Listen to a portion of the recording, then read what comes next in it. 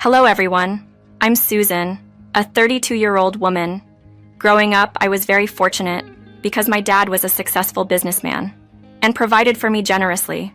But I want to make it clear that being privileged didn't make me a snob.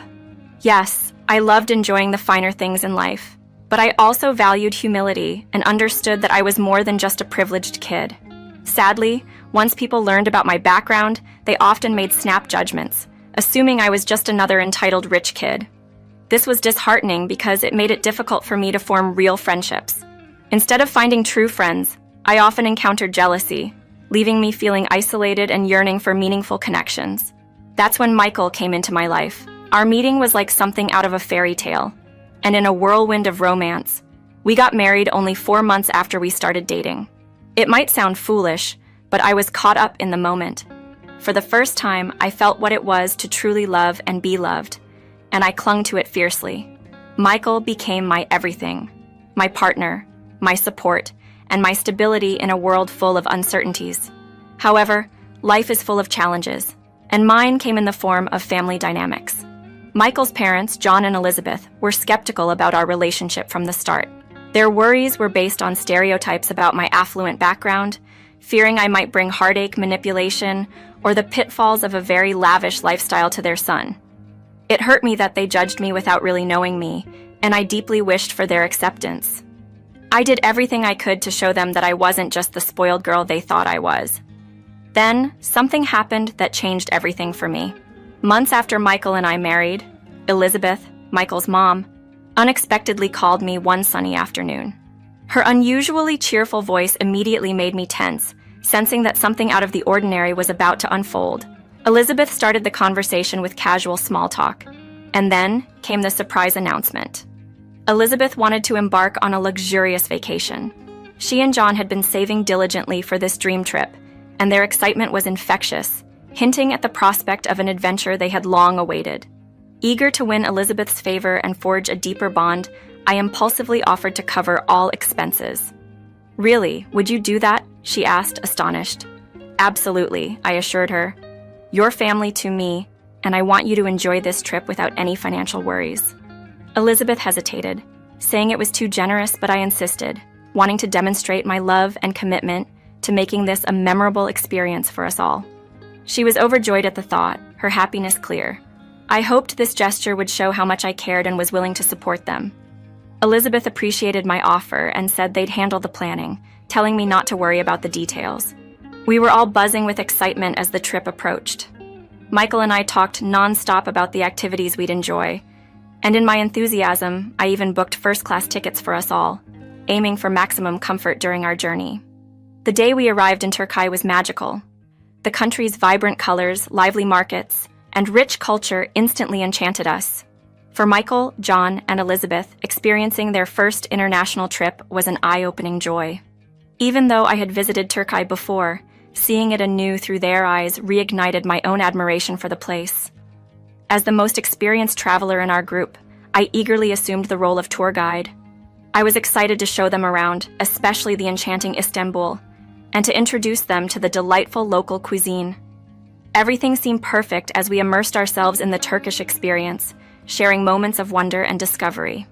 Elizabeth seemed grateful for my involvement, and we were all enjoying the trip immensely. However, our joyful atmosphere changed dramatically upon our arrival at the extravagant Stardust Hotel that Elizabeth had selected. As I began unpacking in our opulent hotel room, John abruptly informed me that I wouldn't be staying with them in this luxurious setting. Instead, they had arranged a different accommodation for me. At first, I thought it was a joke, so I laughed it off and kept unpacking, but then Michael, my husband, gestured for me to pause and pay attention. Elizabeth, with a smirk, elaborated that the 5-star hotel was exclusively for them, while they had found a motel for me to stay in. My shock was evident. I couldn't grasp what was happening. I looked to Michael for some kind of justification or support, but he remained silent, which only added to my growing frustration.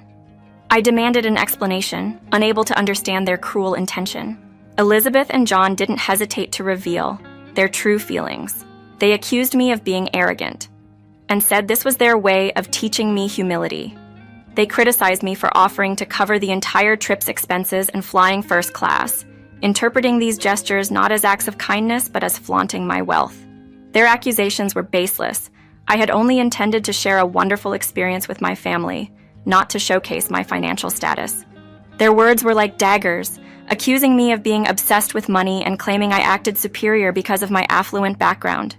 They even speculated spitefully about what would happen if my family lost everything, insinuating that I would be worthless without my father's wealth. I was livid, defending myself by stating I've always valued what I had and never considered myself above anyone. I simply wanted to provide a memorable trip for my family, which I saw nothing wrong with. The smug looks on John and Elizabeth's faces revealed the depth of their disdain for me. It was clear they were prepared to go to great lengths to demean me, disregarding the emotional pain their actions would cause. I turned to Michael, seeking some semblance of support or understanding, hoping for a moment of solidarity amidst the turmoil. Michael's face was filled with regret as I pulled away from him, declaring, "You're all fools, and I must be a fool too, forever trusting any of you." My anger was a raging fire, propelling me to gather my belongings and storm out of the room with the force of a tempest. I was seething, unable to fathom their cruelty. As I descended to the lobby, my phone vibrated with a message from Elizabeth, boldly sending me the address of the dismal motel they had reserved for me. At that moment, I chose to sever all ties with them, blocking their numbers to rid myself of such toxicity. Alone in the lobby, I felt utterly abandoned, my hope dissipating as I learned the hotel was fully booked, a final blow to my already bruised heart. Distraught, I found myself weeping in the lobby, a symbol of my isolation. It was then, in my lowest moment, that I decided to reach out to my dad. I shared the entire ordeal with him, from the heartbreak of the betrayal to the humiliation of being left without a place to stay. He listened with compassion, his voice a soothing balm to my wounded spirit. "Oh, sweetheart, I'm so sorry you're going through this. Remember, with our kind of wealth, there will always be those looking to take advantage. It's a hard truth, but it doesn't diminish your worth." I confided in him about Michael, voicing my disbelief and hurt, feeling foolish forever thinking things could be different with us. My dad's wisdom was a gentle reminder that people's failures do not define us. "You're resilient," he assured me, instilling a sense of strength within me. "You'll overcome this, just like you've overcome challenges before. You're not alone." Curious about my situation, he asked about my current whereabouts. "I'm at the Stardust Hotel, but they're saying there's no room," I informed him, feeling defeated. His response hinted at a playful defiance against my predicament, suggesting the power I had to change my circumstances if I chose to. His words, though meant to lighten the mood, reminded me of the support system I had, no matter how dire the situation seemed. Why would I upset all these guests? They're here to have a good time, not to get caught in the middle of this drama, even though this hotel is giving shelter to the very people who unjustly threw me out. I can't believe it. I paid for these rooms, and they had the nerve to send me packing. I vented to my dad, still in disbelief over the ordeal. "Wait, did you say the Stardust?" Dad's interest was piqued. "Hang on, sweetheart, let me check something," he said, pausing our conversation. A few moments later, he came back, practically buzzing with excitement. "Well, tell those jokers to pack up. They're in my hotel." "Your hotel? What do you mean?" I was bewildered. It turned out to be an incredible story. Despite my advice against gambling, my dad had a rare lapse and ended up winning a hotel from a friend who, in a drunken state, gambled it away. This hotel was none other than the Stardust. It sounded like something out of a movie, a twist of fate or a miraculous stroke of luck. My dad, never one to lose at gambling, had inadvertently become the owner of the very hotel from which I was ousted. "I can't believe this. It's wild," I managed to say, still trying to wrap my head around the news. Laughing, Dad advised, "Now go reclaim your space. Those folks have no idea who they've messed with." "Thanks, Dad. I can't even begin to express how much I appreciate this," I said, filled with a newfound sense of purpose and strength. This unexpected twist felt like a beacon of hope in a dark situation. I hung up the phone, feeling emboldened, and ready to face whatever came my way in Turkey. With my dad's support and this surprising advantage, I was determined to transform this challenging situation into an unforgettable experience. Fueled by righteous indignation, I marched back to the hotel room where Elizabeth, Michael, and John were staying. My resolve was as strong as ever as I knocked on the door, ready to confront them. Michael was caught off guard and opened the door, visibly surprised to see me standing there, ready to turn the tables. Before Michael could say a word, I declared my entry with unwavering determination. "I'm coming in, whether you like it or not." As I stepped inside, Elizabeth's screams filled the room. "What do you think you're doing here? We already showed you the door," she exclaimed, mocking my return. "Look at her, thinking she owns the place." And to that, I couldn't help but respond, "Well, in a way, I sort of do." Elizabeth retorted, accusing me of being so entitled that I believed every luxury was mine by right. She threatened to call security, relishing the thought of me being escorted out. Little did she know, the security team was already with me, stepping forward at my cue, beginning to clear out their belongings, much to John's shock and confusion. "Now what in the world is happening here?" John managed, utterly bewildered. I seized the moment to drop the bombshell. "Actually, my dad owns this hotel, so it's time for you to leave. Your little scheme to demean me has just backfired." Elizabeth and John were in disbelief, unable to comprehend the turn of events. "You'll regret this," John threatened, still in denial of the reality that I had indeed settled the bill for our stay, making me no less a paying customer than anyone else. Their pleas for understanding fell on deaf ears as they realized the gravity of their situation, suddenly vulnerable and without a place in Turkey. "Where will we go?" they worried, but I was unmoved.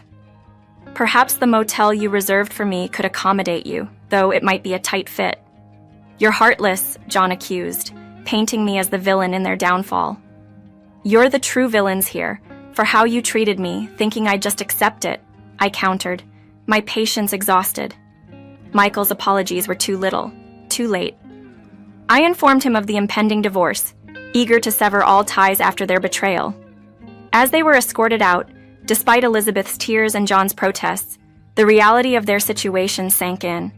John's parting insult, calling me a spoiled brat, ignited my anger further, though his words couldn't tarnish the sense of justice I felt. Their departure marked the end of this harrowing ordeal, leaving me to ponder the unexpected turn my trip to Turkey had taken. In a moment of sheer frustration, I confronted John with words as harsh as they come, expressing my disdain for their actions. "You know, John, you can all just disappear." Watching Elizabeth, Michael, and John being escorted out by security, their faces a mix of shock and shame, felt like a turning point.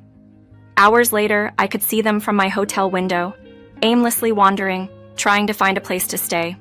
They attempted to contact me, likely realizing the depth of their mistake. But having blocked them, they resorted to sending emails filled with desperate pleas and apologies. I glanced over the messages but felt no urge to respond.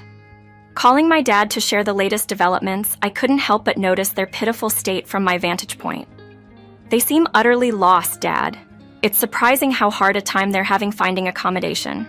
My dad then revealed he had intervened, using his influence to make their search for a hotel even more challenging. "I might have made a few calls," he admitted, having ensured that their names would not easily find hospitality in the city. I questioned whether this might be taking things too far.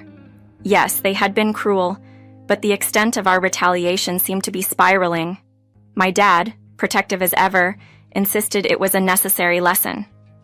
They had to understand the consequences of their actions, he reasoned.